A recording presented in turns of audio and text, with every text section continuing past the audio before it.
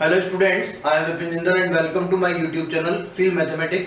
जैसा कि हम लोग यहाँ पे कर रहे थे, स्ट्रेट लाइन अपना टॉपिक चल रहा है और ये चैनल हमने एनडीए, नेवी और एयरफोर्स के लिए बनाया मेनली। सभी स्टूडेंट्स से मैं कहना चाहूँगा, जो भी नए व्यूवर्स हैं जो चैनल को आज पहली बार देखेंगे, वो सभी लोग चैनल को लाइक और सब्सक्राइब जरूर करें और साथ में बेल आइकन को प्रेस कर दें। बेल आइकन प्रेस करने से जैसे ही कोई सा भी वीडियो डलेगा, हमें इंस्टेंटली जो है वो नोटिफिकेशन मिलेगा, तो हम हाथ के हाथ उस वीडियो को देख पाएँ। तो सेकंड बात ये है कि जो भी वीडियो देखें, उस वीडियो को मैंने पहले भी कहा है एंड तक देखने की कोशिश करें, क्योंकि कहीं भी और वीडियोस तो जनरली हम देखते हैं, वहां पे भी सब लोग यही बात बोलते हैं, बट यहाँ पे डिफरेंट है थोड़ा सा। मैं कोई वॉच टाइम के लिए इस वजह से नहीं बोल रहा हूँ, इस बात को उस तरह से ना ले कि वॉच टाइम इंक्रीज करने के लिए ये बोला जा रहा है कि वीडियो को लास्ट तक देखें। वो बात सभी बोलते हैं और वही बोल रहा हूँ, बट बात यहाँ पे ये फर्क है कि यहाँ पे जो कॉन्सेप्ट है वो कॉन्सेप्ट कहीं भी मिस हो सकता है, तो इस उसमें मत रहना। जैसे भी यही मैं स्टार्ट करूंगा तो हो सकता है कि कोई कॉन्सेप्ट आए, यहाँ तो क्लास वाइज चल रहा है अपना, कोई कॉन्सेप्ट कब आएगा, कोई कॉन्सेप्ट कब आएगा। तो अगर अपन आधा वीडियो देख के छोड़ देते हैं तो जो कॉन्सेप्ट रह गए अपने वो रह गए, वो नेक्स्ट वीडियो में फिर वो स्किप कर जाएंगे। तो इसलिए पूरा देखने की कोशिश करो और जो भी लोग देखें वो लाइक जरूर करें एक बार। अगर तुम्हें लगता है कि चैनल वीडियो अच्छा है तो उसको जरूर लाइक करो। और बाकी जो भी नए व्यूवर्स हैं उनसे मैं ये कहूंगा कि चैनल को लाइक और सब्सक्राइब जरूर करें। जो नए व्यूवर्स हैं वो पहले वाले वीडियोस देख लें, ताकि उनको ये फॉर्मेट पता चल जाएगा कि मैं किस फॉर्मेट से पढ़ाता हूँ और किस तरह से आपको बात समझनी है। तो उसको जरूर करें। और जो भी पुराने स्टूडेंट्स हैं वो चैनल को ज़्यादा से ज़्यादा फॉरवर्ड करें। जितने ज़्यादा सब्सक्राइबर्स बढ़ेंगे और जितने ज़्यादा व्यूअर्स होंगे, उतना ही मैं भी यहाँ पे एफर्ट लगा पाऊंगा, क्योंकि ये है तो अपना प्लेटफॉर्म एक ऐसा है जहाँ पे जितना सपोर्ट, ऐसे मुँह से तो हम नहीं बोल सकते, बट ये सपोर्ट ही है एक तरह से। ये चैनल के कितने वीडियो के कितने व्यूज हैं, कितने लाइक्स हैं, उससे ही सपोर्ट मिलता है कि हाँ देखा जा रहा है। तो कोशिश करें जो भी लोग जुड़े हुए हैं वो इसको ज़्यादा से ज़्यादा फॉरवर्ड करें। स्टार्ट करता हूँ मैं। आगे देखो, हमारी बात चल रही थी स्ट्रेट लाइन की। जो नए व्यूवर्स हैं उनको बता चुका हूँ मैं, बता दूँ पहले कि अभी भी 7 टॉपिक्स हम पहले कर चुके हैं, ये 8 टॉपिक चल रहा है। 2 डायमेंशनल ज्योमेट्री का सेकंड टॉपिक है स्ट्रेट लाइन। तो इसमें हम बात कर रहे थे एंगल बिटवीन द लाइन्स की। तो देखो इधर एंगल बिटवीन द लाइन्स की केस में ये कर चुके हैं अपन, थ्योरेटिकल बात हो चुकी है कि कैसे दो लाइंस होती हैं उनके बीच में एंगल फाइंड करना है। उसकी एक फॉर्म और बाकी रह गई अपनी, अभी मैं बता दूंगा वो आगे। y = m1x + c1 वाली ये बेसिक क्वेश्चन है जिनकी बात कर रहे हैं। Find angle between the lines, रेखाओं के बीच कोण ज्ञात करो। ये दोनों लाइंस की इक्वेशन दे रखी है अपने को, दोनों लाइंस की इक्वेशन है। देखो यहाँ पे एक बार ध्यान से, पहली बात तो मैंने जो फॉर्म बताई ax + by + c = 0, ऐसे ax + by + c = 0। अब क्या होता है, बस थोड़ा सा यही, अब इसको कह देंगे लोग कि ये शॉर्ट ट्रिक है। शॉर्ट ट्रिक नहीं है, ये अपन बात कर चुके हैं कि a1/a2 = b1/b2 is not equal to c1/c2। ये हमने लिखा है लास्ट वाली वीडियो में। तो ये जो कंडीशन होती है कंडीशन ऑफ पैरेलल लाइंस। किसकी कंडीशन है? समांतर रेखाओं की स्थिति होगी, कंडीशन ऑफ पैरेलल लाइंस। तो मैं यहाँ पे वो फॉर्मूला लगाने लग जाऊँ आंख बंद करके, cos θ = a1a2 + b1b2 √a1² + b1² × √a2² + b2²। वो हम यहाँ पे नहीं करेंगे, क्योंकि हमें इतना सा पता होना चाहिए कि अगर मैं ये कंडीशन जानता हूँ तो यहाँ से डायरेक्टली दिख रहा है a1/a2 अगर लोगे, it means 2/6 should be equal to -3/-9। ये तो बराबर हो तो भी कोई बात नहीं हो तो भी कोई बात नहीं। और देखना चाहो तो देख सकते हो, 2/4 लिख देंगे इस वजह से। यहाँ से देखो ये जो रेशो आ रहा है वो 1/3, माइनस से minus cancel, 3/9 it means 1/3 and ये दिस इज 1/2। तो अपनी कंडीशन फुलफिल हो रही है कि a1/a2 is equal to b1/b2 but is not equal to c1/c2। It means lines are parallel. तो रेखाएं जो है वो क्या है? समांतर है। रेखाएं समांतर होगी तो अपनी बात अच्छे से जानते हैं कि दो लाइंस अगर पैरेलल होती है तो एक लाइन ये है, एक लाइन ये है। इन दोनों के बीच में एंगल क्या होगा? कोई एंगल बनेगा ही नहीं, क्योंकि दोनों लाइंस इंटरसेक्टिंग नहीं है। मैं बता चुका हूँ ऑलरेडी लास्ट क्लास में, इंटरसेक्टिंग लाइंस होती है उनके बीच में एंगल फॉर्मेशन होती है। जैसे ये लाइंस इंटरसेक्ट कर रही है तो यहाँ पे 4 एंगल्स बन रही है, बात अपन अच्छे से कर चुके। तो अभी जो ये लाइंस हैं वो कहीं भी इंटरसेक्ट नहीं कर रही, तो इनके बीच में जो एंगल है वो एंगल होगा 0 डिग्री। तो थीटा विल बी 0। तो इस तरह से अपन ये एंगल फाइंड करते हैं। देखो ऐसे आगे सेकंड क्वेश्चन अगर हम बात करें, ये भी सेम वैसे ही कहना चाह रहा हूँ। मैं ये बता रहा हूँ कि वो जो फॉर्मूला हमने लिखा है उसकी अगर नीड होगी तो हम यूज करेंगे। अब अगर थोड़ी सी भी नॉलेज है तो देखो क्या होता है, x = a लाइन है एक तो, और एक लाइन है by + c = 0।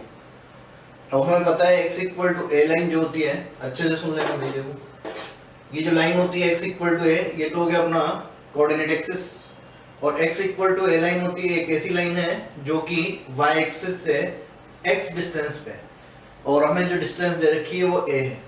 इट मींस ये जो पॉइंट है ये पॉइंट हो गया a, 0। तो x equal to a line जो होगी वो एक ऐसी लाइन होती है जो पैरेलल टू y एक्सिस होती है at a distance of a। अगर मैं यहाँ पे बात करूँ line parallel to y axis at a distance of -a, मतलब ये डिस्टेंस हमेशा पॉजिटिव होगी, लेकिन मैं कह दूं कि -a, 0 से पास करने वाली लाइन वो इधर खींच देगी, तो अभी तो पॉजिटिव बात करनी, तो x equal to a line ये हो गई। देखो एक बार ध्यान से, अगर इस लाइन को मैं ऐसे लिख देता हूँ y is equal to -c/b, ऐसे लिख सकते हैं। तो y is equal to -c/b का मतलब क्या हो गया, अगर ये प्लस होता तो मैं ऐसे बना देता पैरेलल टू x एक्सिस, और ये माइनस है तो ये इंटरसेप्ट नीचे बनेगा, इसका मतलब y equal to -c/b line यहाँ कहीं होगी इस तरह से। ये लाइन हो गई अपनी y is equal to -c/b। तो सीधी सी बात है, देखो एक तो x equal to a line है और एक y equal to -c/b line है, ये दोनों लाइंस जो है वो एक दूसरे के परपेंडिकुलर है, तो ये एंगल जो बन रहा है वो 90 डिग्री है। तो अपन अननेसेसरली फॉर्मूला यूज करके सोल्व नहीं करेंगे, ये थीटा जो है वो 90 डिग्री हो जाएगा। एक बार इसका स्क्रीनशॉट ले लो, फिर आगे देखते हैं, वो जो थोड़ी सी बात अपने करनी। देखो आगे नेक्स्ट,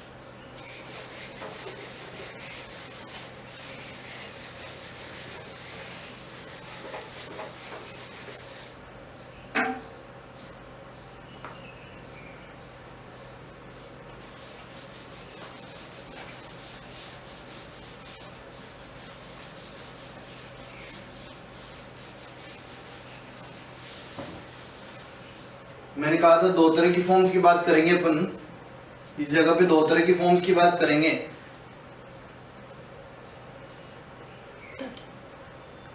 देखो एक बार, दो तरह की, एक तो एक लाइन की फॉर्म तो वो थी a1x + b1y + c1 = 0, और एक लाइन थी a2x + b2y + c2 = 0। मैंने कहा था सारी लाइंस एक दूसरे में इंटरकन्वर्टिबल है, तो ये सेकंड फॉर्म की ओर बात कर रहे हैं कि अगर लाइंस जो है वो लाइंस इस फॉर्म में y = m1x + c1, और एक फॉर्म ले लें अपन लाइन की y = m2x + c2। तो ये फॉर्मूला 11th क्लास में देखा होगा कि इन दोनों लाइंस के बीच में अगर एंगल की बात करनी है, मैंने कहा था सारी लाइंस जो है इंटरकन्वर्टिबल होती है। मैं इसी लाइन को क्या कर सकता हूँ, इसको इधर भेज दूं y को, तो ये a1x + b1y + c1 वाली फॉर्म हो जाएगी। तो वो वाला जो अपन पहले कर रहे थे वो भी कर सकते हैं, और डायरेक्टली कैसे यूज करना है वो मैं बता रहा हूँ। इनके बीच में जो एंगल होता है वो दिया जाता है tan थीटा से, और tan theta will be equal to m1 - m2 divided by 1 + m1 m2, इस तरह से लिखते हैं अपन इसको। अब अगर ये दोनों लाइंस के बीच में एंगल है तो यहाँ से दो कंडीशन और ली जाती है। First, if lines are parallel, यदि रेखाएं समांतर हो, रेखाएं समांतर होती है तो अपने पता है थीटा दोनों के बीच में कितना होता है, लाइंस के बीच में थीटा 0 डिग्री होगा। थीटा 0 डिग्री होगा तो tan 0 यहाँ पर रख दूं मैं, तो tan 0 यहाँ रखा तो tan 0 की वैल्यू 0 होती है अपनी, तो 0 इज इक्वल टू ये पूरा m1 - m2 divided by 1 + m1 m2, ये पूरा इधर आके 0 हो जाएगा। फाइनली यहाँ से मिलेगा अपने को m1 = m2। ये बात अपने को अच्छे से पता है कि कोई सी भी दो पैरेलल लाइंस जो होती है उनका जो स्लोप होता है वो स्लोप भी बराबर होता है, तो ये वही कंडीशन है m1 = m2। अगर परपेंडिकुलर लाइंस के लिए कंडीशन निकालनी अपने को, सपोज करो तो देखो परपेंडिकुलर लाइंस की बात करते हैं, इफ लाइंस आर परपेंडिकुलर, यदि रेखाएं जो है लंबवत हैं, तो लंबवत हैं तो इसका मतलब थीटा जो है वो कितना होगा, दोनों के बीच में 90 डिग्री। तो थीटा 90 होगा तो यहाँ 90 रखोगे, tan 90 इज इनफाइनाइट, और इधर हो गया अपना 1 m1 - m2 upon 1 + m1 m2। इस इनफाइनाइट को इधर भेज दो, इसको इधर भेज दो क्रॉस मल्टीप्लाई में, तो ये हो जाएगा 1 +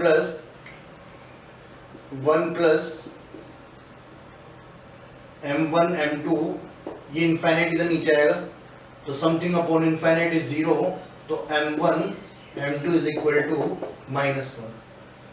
तो ये दो परपेंडिकुलर लाइंस की कंडीशन होती है कि अगर दो लाइंस जो है वो परपेंडिकुलर है, अगर दो लाइंस परपेंडिकुलर है m1 m2 = -1, तो m1 will be equal to -1 upon m2। तो अपन ये कह सकते हैं कि टू लाइंस आर परपेंडिकुलर, तो उनकी जो स्लोप्स हैं उनका प्रोडक्ट -1 के बराबर होता है। सेकंड बात यहाँ से देखना, जो मैं ऑलरेडी बता चुका हूँ, जो ध्यान रखने की बात है कि अगर अपने पास कोई क्वेश्चन है सपोज करो और उसमें एंगल हमने निकाला, तो मैंने कहा था कि सपोज करो आंसर आया अपना theta is equal to 30 degree, और ऑप्शन एबीसीडी में हमने देखा, एबीसीडी में लिखा हुआ है 90, 120, ऑप्शन सी 150 और option D none of these. तो तुम्हें क्या करना है बता चुका हूँ मैं कि अगर 30 डिग्री एंगल है तो 180 माइनस थीटा भी एंगल होगा, यानी कि अगर 30 डिग्री है तो 150 डिग्री भी एंगल है। तो ऑप्शन जो है नन ऑफ दीज नहीं होगा, ऑप्शन क्या होगा, सी। तो ये मोड लगने की वजह से है, ये जो मॉडुलस साइन लगा हुआ है यहाँ पे, हमें पता है कि मॉडुलस के बाहर हमेशा पॉजिटिव आता है, क्योंकि जो थीटा आएगा वो थीटा हमेशा एक्यूट एंगल आएगा यानी कि लेस देन 90 डिग्री न्यून कोण आएगा। तो अगर ये न्यून कोण निकलेगा तो दूसरा वाला कोण क्या होगा, अधिक कोण। तो यहाँ से जब भी आंसर आता है वो आंसर हमेशा एक्यूट एंगल आएगा, ये ध्यान रखना, ये आंसर हमेशा अपने को न्यून कोण देगा। तो अगर क्वेश्चन में उन्होंने अधिक कोण पूछा है तो अपन न्यून कोण निकाल के 180 में से माइनस कर देंगे, तो अपने पास ऑटोमेटिकली उसमें ऑब्ट्यूज एंगल मिल जाएगा। तो ऑब्ट्यूज एंगल आ जाएगा, उस ऑब्ट्यूज पूछे चाहे एक्यूट पूछे, दोनों ही काम अपन इससे कर सकते हैं। ये है एंगल बिटवीन द लाइंस की बात। तो इस पे क्वेश्चन अपन कर चुके हैं, बाकी और इस टाइप का भी क्वेश्चन आता है वही सेम उसी तरह से करो, चाहे इससे कर लो, कर सकते हैं। दोनों दो लाइन से उनके बीच का एंगल फाइंड करना है। एक एग्जांपल में करवा देता हूँ कोई से भी, एक बार स्क्रीनशॉट लेना है यहाँ तक, देखो आगे नेक्स्ट।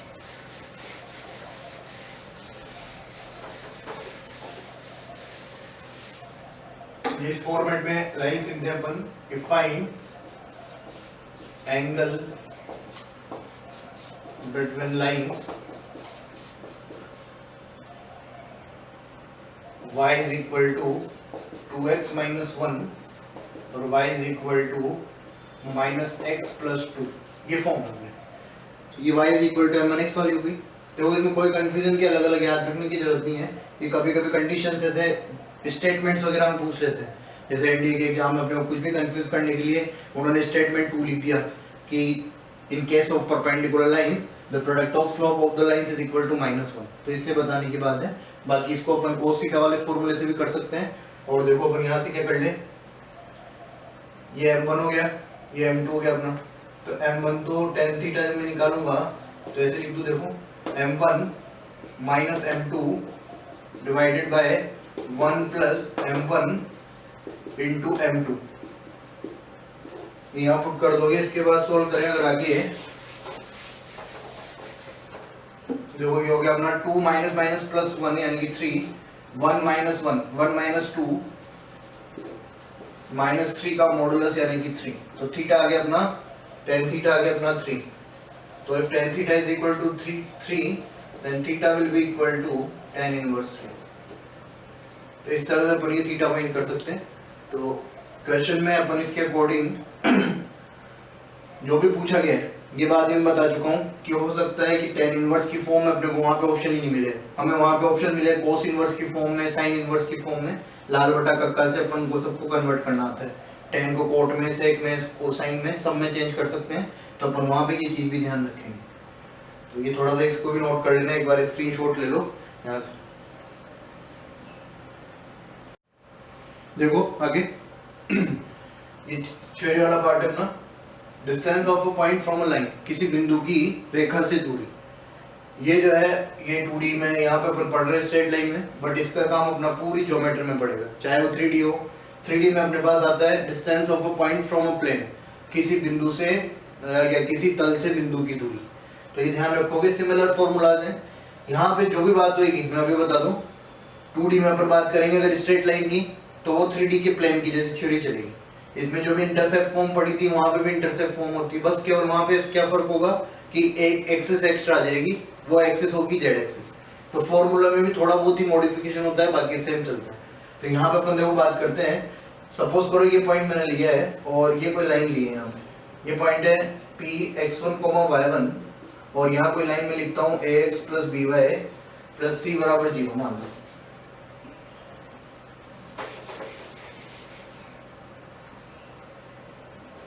ये कोई लाइन है और ये कोई पॉइंट है, ये पॉइंट में ले रहा हूँ x1, y1 और लाइन अपन ने ले ली ax plus by plus c बराबर 0। इस पॉइंट की इस लाइन से डिस्टेंस निकालनी है।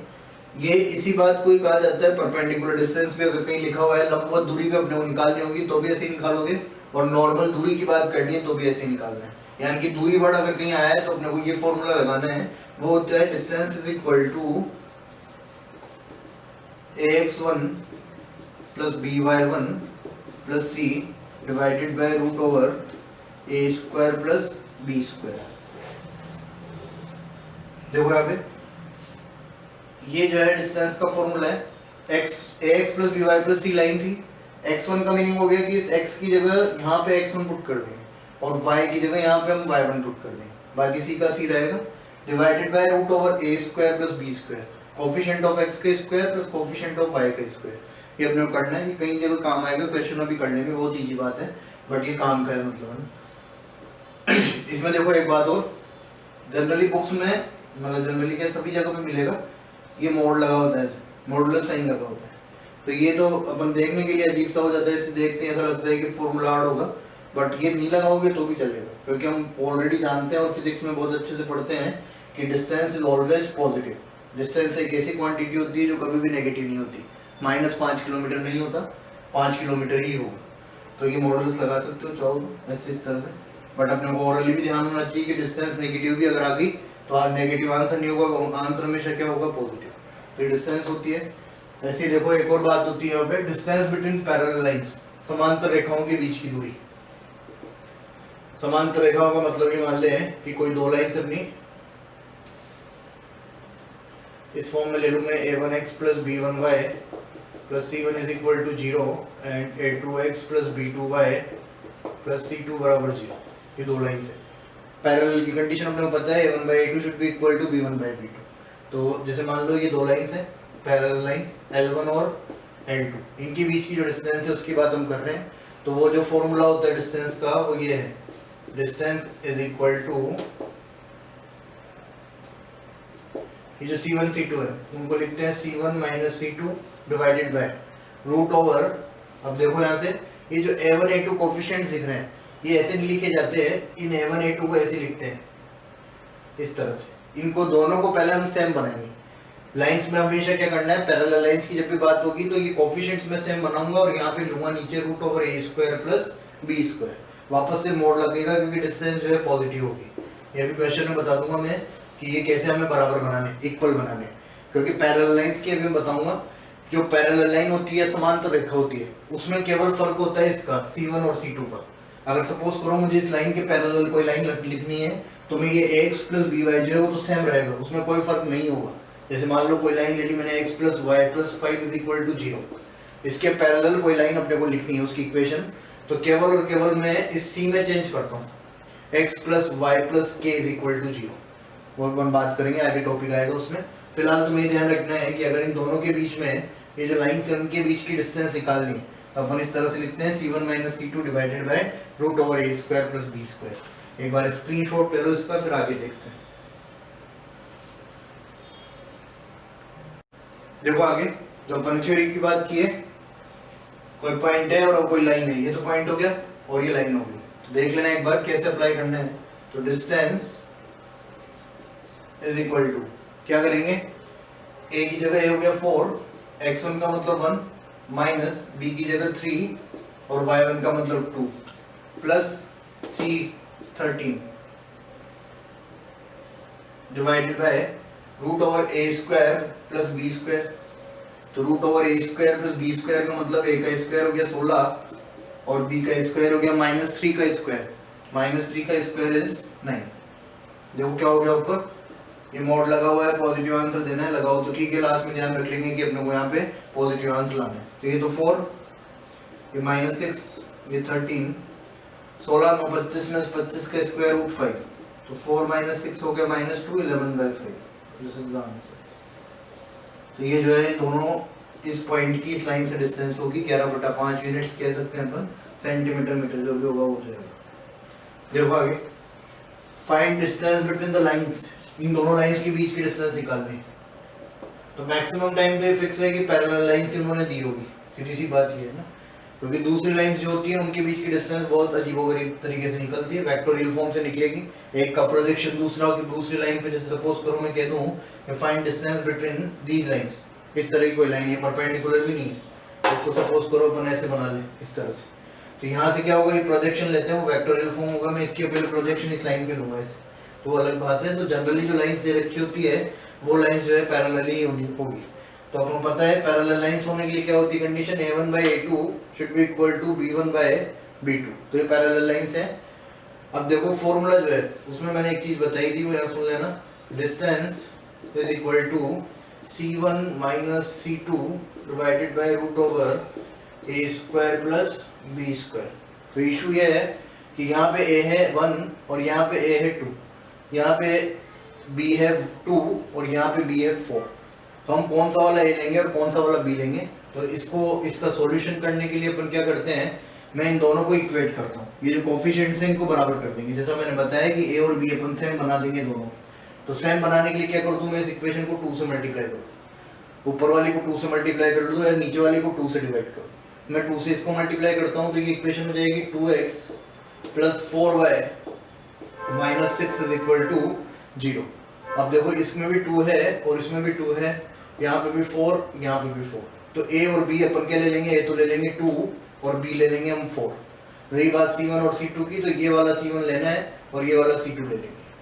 पहले वाला नहीं लेंगे, ये वाला नहीं लेना है अपने, हमें अभी ये वाला लेना है।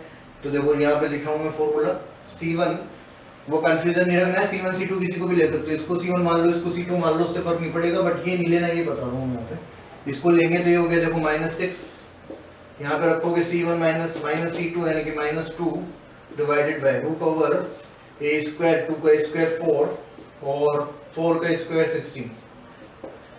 मोड लगा हुआ माइनस से कोई मीनिंग रहेगा नहीं इसका, तो -8 हो गया, -8 का +8 डिवाइडेड बाय रूट ऑफ 20। और ये जो रूट ऑफ 20 है, इस रूट ऑफ 20 को अपन लिख सकते हैं 8 डिवाइडेड बाय, इसको लिख दूं मैं 2 रूट ऑफ 5। तो 2 रूट ऑफ 5 होगा, 2 से 4 टाइम्स कट जाएगा, 4 अपॉन रूट 5। रेशनलाइज करोगे तो ऊपर से रेशनलाइज किया तो ये 4 रूट 5 अपॉन 5, दोनों एक ही बात है, कैसे भी लिख लो। तो 4 अपॉन रूट 5 ये आंसर होगा। तो इन दोनों के बीच की डिस्टेंस जो है 4 अपॉन रूट 5 होगी। स्क्रीनशॉट लो इसका, फिर आगे देखते हैं।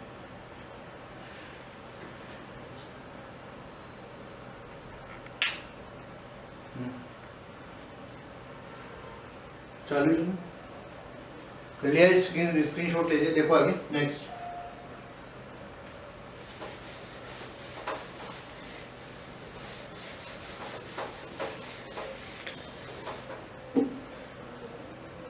देखो अब इसमें अपन बात करने वाले हैं आगे, नेक्स्ट जो बात करनी है अपने को वो है कि condition of parallel lines and condition of perpendicular lines, concurrency of 3 lines, और इसके अलावा foot of perpendicular, image of a point with respect to line. इस तरह की बातें जो 2-4 बची हुई है वो अपन करेंगे स्ट्रेट लाइन में। तो वापस से वही बात की, जो भी बच्चे जो भी स्टूडेंट्स देख रहे हैं वो तरीके से देखें, रेगुलरिटी से देखें। और अब जो है पढ़ने का टाइम है, एनडी वाले बच्चों के लिए तो 2 ही महीने बचे देखा जाए तो कोशिश कर रहे हैं कि और भी अगर सेटिंग बैठेगा तो और अच्छा इसको इम्प्रूव करके और इसमें कुछ करें। बट मेनली यही है कि इसको ज़्यादा से ज़्यादा फॉरवर्ड करो। तो यहाँ तक पढ़ लेना, इसके बाद नेक्स्ट वीडियो जो भी होगा अपन करते हैं उसमें आके। All the best, thank you so much.